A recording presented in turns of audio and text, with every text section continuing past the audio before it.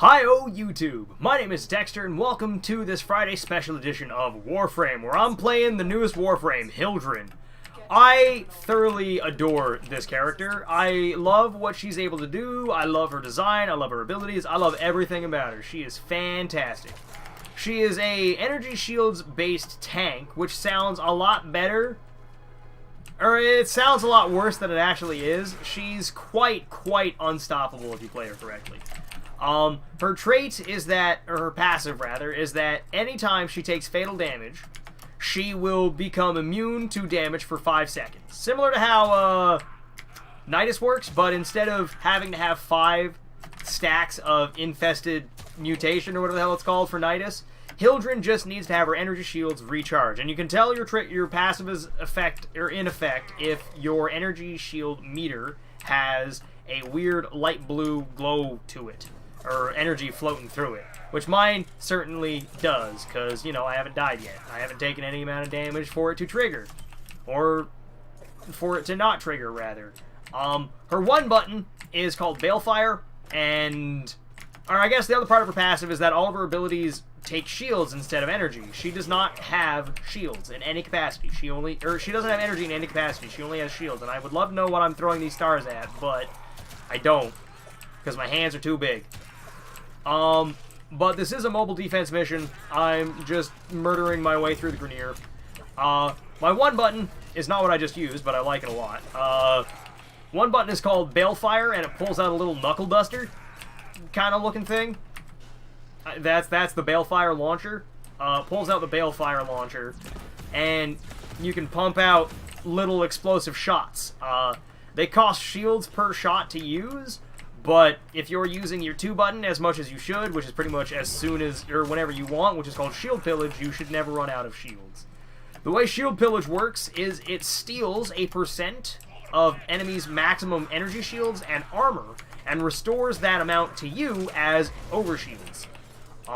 Additionally, if Hildryn has overshields, she cannot take direct health damage. That's how she works. That's the last part of her passive. If she has overshields, she cannot take direct health damage, as long as she has her overshields. I don't think it applies if a toxic ancient burps on you, but for the most part, if you have overshields, you're functionally immortal, as long as your overshields are in effect. The 2 button, shield pillage, also has the added benefit of removing any debuff on any ally within range. The ability has an initial cast range and then expands out over duration, but it's really quick. The duration doesn't last that long, but it is a very quick expansion, I guess the word is. It grows really fast, and it's great. And you should use it pretty much whenever there are enemies nearby and you're missing even a small amount of shields, because having overshields is never a bad thing. Not being able to take damage is always phenomenal. You can also immediately call the ring back whenever you want on its way out, just by hitting the button again. Her 3rd button is a lot more, not fun, but it allows you to pump out more damage. It gives you the ability, or it basically just turns you into a Orokin shield drone, where any ally within range will get overshield or get bonus shields. It'll also deal bonus damage to enemies, but the more allies and enemies you're affecting, the bigger the drain of the ability. So that's why I say you should probably be using your shield pillage off cooldown. Pretty much, you throw out an ability, use shield pillage. You take a little bit of damage, shield pillage. You see a bunch of enemies and you want some overshields, shield pillage. But the more people you're affecting with your shield haven, the bigger the cost to keep it active is. It doesn't do that much damage to enemies, but bonus damage is still bonus damage, so I'm not going to turn it down. And her last button is called Aegis Storm, and you basically turn into an Apache attack helicopter. I'll just show it off real quick. I don't normally use it, but this is what it looks like. You can only get a certain distance off the ground. I think it's based on your total ability range, because you have to have some amount of it affecting the ground, but you can also use your balefire while it's active, and that's the only time I'm going to use it, because I'm not a super big fan of the Aegis Storm. It is fun to be an Apache attack helicopter, though. That I definitely will not... I will not argue that statement. It's a ton of fun to just pop into the air and rain devastation on people. It's fantastic. I just wish it were a little faster and a little more impressive, I guess is the word. But taking to the air is never a bad thing. I just don't do it very often. The other thing I like doing as Hildryn is she has her own dash animation, similar to Limbo, where she just kind of charges forward. It doesn't do anything, it just looks neat. I wish I could tackle enemies like this, though. That'd be great. Excuse me. But, I thoroughly enjoy what she's able to do. Excuse me. She's just a ton of fun. I don't know if she's particularly potent or strong or not. I just know that I really have been enjoying her since I got her, which was earlier this week. I think it was Tuesday or Monday. I don't remember. But I know I got her pretty much. I got all the pieces for her pretty much as soon as the Exploiter Orb fight came out, and I had a ton of fun with it. I also like the Exploiter fight. I've talked about it once before, but the Exploiter fight is fun. It's just kind of hectic. Or, not hectic. It's a lot less hectic than the Profit Taker fight, but it's more cinematic and slower. I know saying more slower is not grammatically correct, but those were two separate thoughts. It's slower and it's more cinematic than the other fight. But I like Profit Taker just because you can hammer it out super quick. Exploiter, though, gets you Hildryn. Profit Taker doesn't, so not really much of a contest there. The other thing I'm looking forward to is coming later today.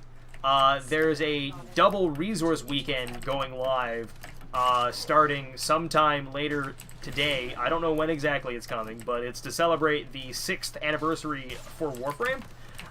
There was 3 events that they launched 4 weeks ago, or 5 weeks ago actually. They launched it 5 weeks ago. There was an event, 3 different events across 3 different weekends, back to back. The War on the Corpus, not in any particular order, the War on the Corpus, Grineer, and the Infested, and each one was go murder a certain amount of the grunt unit for the faction.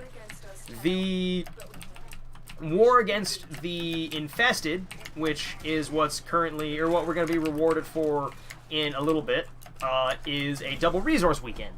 And a lot of my friends and I are definitely going to be doing a ton of derelict missions to get in mutagen samples so we can go finally make the HEMA.